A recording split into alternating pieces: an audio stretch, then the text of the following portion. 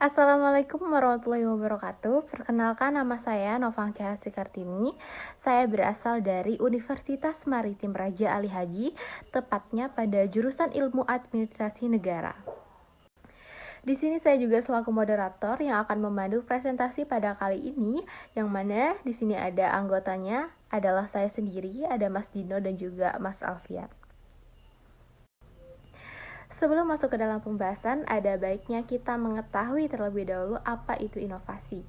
Inovasi adalah suatu proses mewujudkan, mengkombinasikan, mematangkan suatu ide atau gagasan yang mana kemudian untuk menyesuaikan guna mendapatkan nilai yang baru.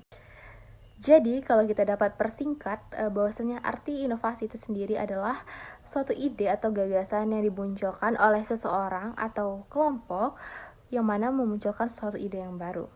Sedangkan bus Transjakarta itu sendiri adalah sebuah sistem transformasi bus rapid transit atau disingkat dengan BRT, yang mana pertama kali itu ada di Asia Tenggara dan Selatan, tepatnya di Jakarta, yang beroperasi sejak tahun 2004. Kemudian, bus Transjakarta ini dirancang sebagai moda transportasi massal pendukung untuk aktivitas ibu kota yang sangat padat. Yang mana dengan jalur lintasan terpanjang di dunia yaitu 251,2 km serta mempunyai 260 halte yang tersebar di 13 koridor.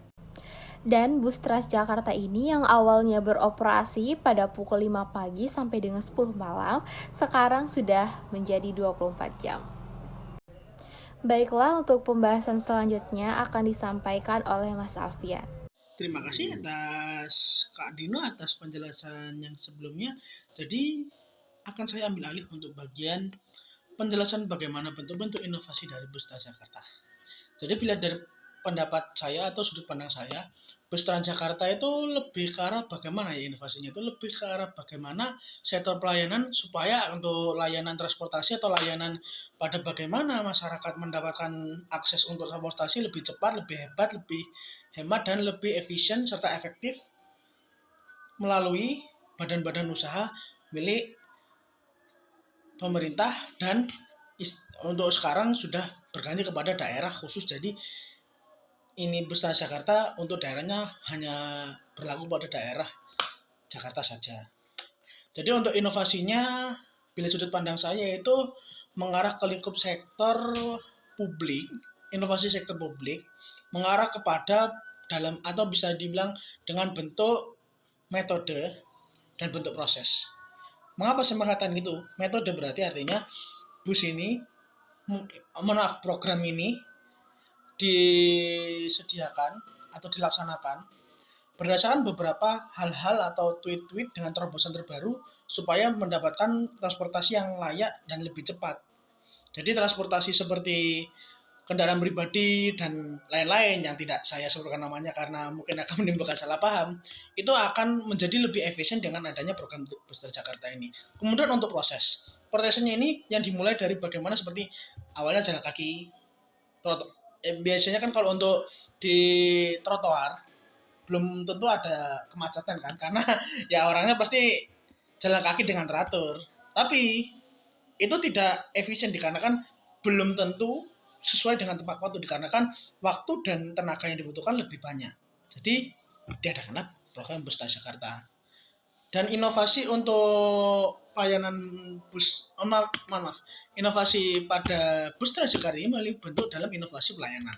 Inovasi pelayanan sendiri ini memiliki hal-halnya sendiri sehingga inovasi ini ditujukan kepada khusus untuk pelayanan masyarakat supaya masyarakat dapat mengakses seluruh kegiatan mereka yang digunakan dalam daerah Jakarta dengan lebih cepat dikarenakan mereka akhirnya lebih produktif sehingga menambah kualitas infrastruktur dan SDM pada Jakarta itu sendiri. Dikarenakan pada akses transportasi itu lebih baik dan lebih cepat dan lebih efisien seperti itu. Jadi hanya itu untuk saya, akan saya alihkan kepada Kakak Nova. Selanjutnya saya akan menjelaskan terkait dengan tujuan adanya inovasi Transjakarta.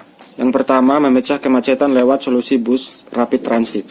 Sebagai poros ekonomi Nusantara, Jakarta harus menampung jutaan pergerakan manusia setiap hari.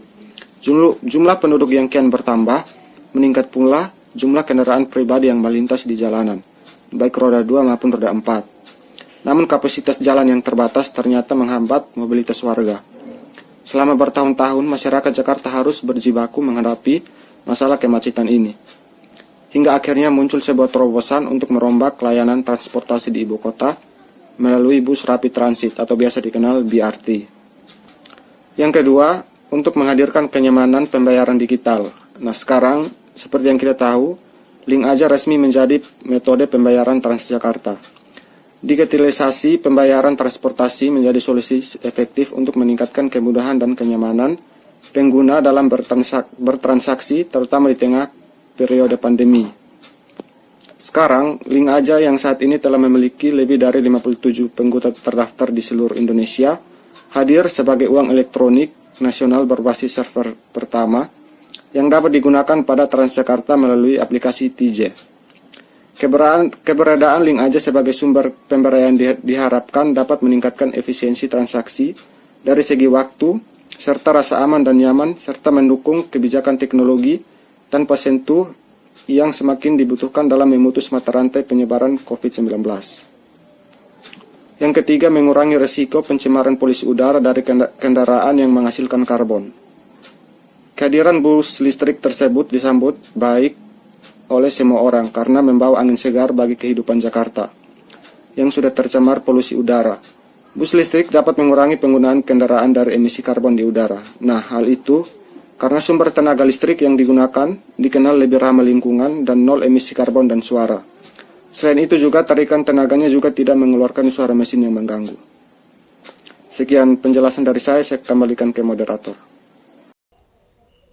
Terima kasih saya ucapkan kepada teman-teman sekalian yang sudah menyaksikan video dari kelompok kami. Semoga apa yang kami sampaikan bisa bermanfaat untuk teman-teman sekalian.